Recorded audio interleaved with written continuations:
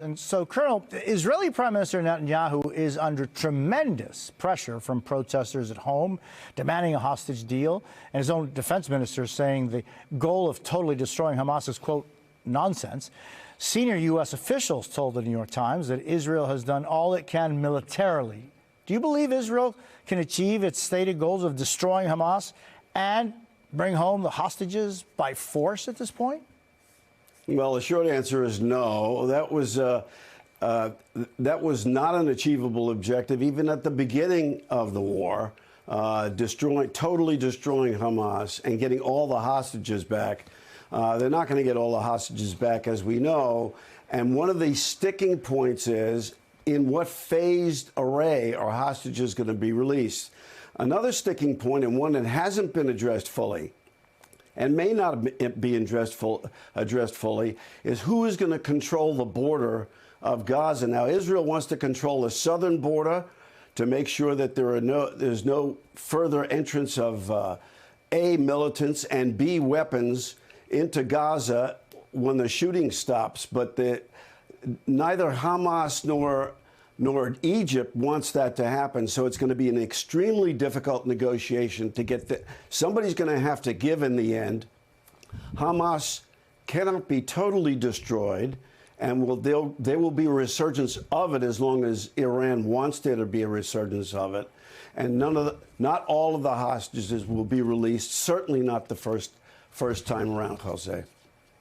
Yeah, and there's so many kind of different possible outcomes of what could happen in Israel. I mean, the consequences of these peace talks go far beyond Gaza. It could determine whether Israel is plunged into an all-out war with Lebanon or with Iran. But each of those countries has serious domestic problems. I mean, Lebanon has been dealing with a dire economic crisis for years, according to the New York Times. Hezbollah is worried the Lebanese people could turn on them if they drag them into the war. In Iran, not long ago, they had mass protests against a regime that has been violating the rights of its people since 1979. The supreme leader there is 85 years old. His presumed successor died in a helicopter crash back in May. All of these groups have vowed to retaliate against Israel. How can the U.S. and its allies take advantage of this uncertain moment to maybe keep a lid on these tensions and maybe even avoid a greater war?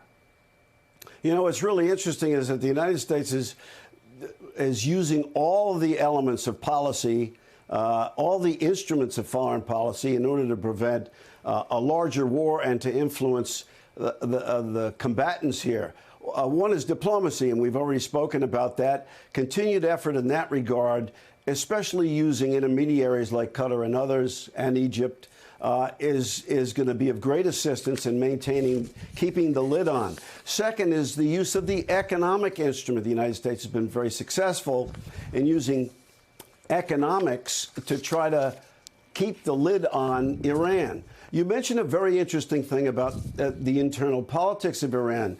The person who was elected just recently was elected as a reformer and immediately fired as vice president. So he was heavily influenced by what the mullahs said.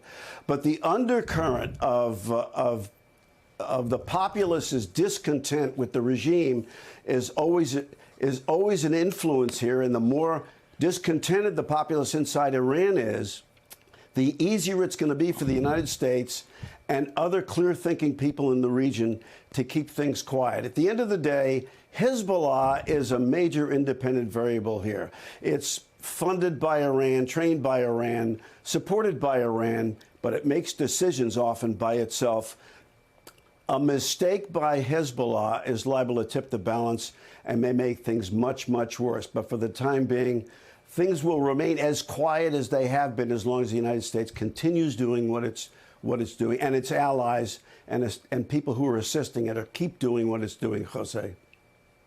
And Colonel, I want to take advantage of having you here and the privilege of our conversations always. I know that as a Medal of Honor recipient, I just wanted to play for you something former President Trump said yesterday. I want your thoughts after you listen to what he said. We gave Miriam the Presidential Medal of Freedom. That's the highest award you can get as a civilian. It's the equivalent of the Congressional Medal of Honor, but civilian version. It's actually much better because everyone gets the Congressional Medal of Honor. That's soldiers. They're either in very bad shape because they've been hit so many times by bullets, or they're dead. Colonel, just what are your thoughts on what he said?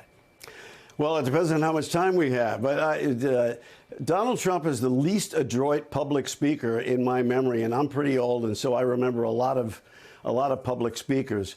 It's difficult often to figure out what the guy is saying in the first instance. That's the first thing. And most people are not entirely certain that he knows what he's talking about. Every time he talks, it's extremely digressive, goes from one subject to another without finishing the first subject. But we have to remember that in this particular case, remember that Donald Trump is the same guy who some time ago said that people suggested and said directly about the First World War Marines that anybody who serves his country is a sucker. We also have to remember that it's Donald Trump who managed to avoid the draft by having this deleterious bone spur on his foot. You're looking at somebody here, me, who believes that everybody who's lucky enough to live in a free country owes it something in the form of service. We have to constantly be mindful of what the first century Hebrew scholar Hillel said: if I am only for myself, what am I? And after that, you can probably conclude if you're only for yourself, you may in fact be Donald Trump. An extremely unfortunate thing to say by somebody who says a large number of very unfortunate things, Jose. Colonel Jack Jacobs, I thank you very much for your service, and I thank you very much for being with us today. Thank you.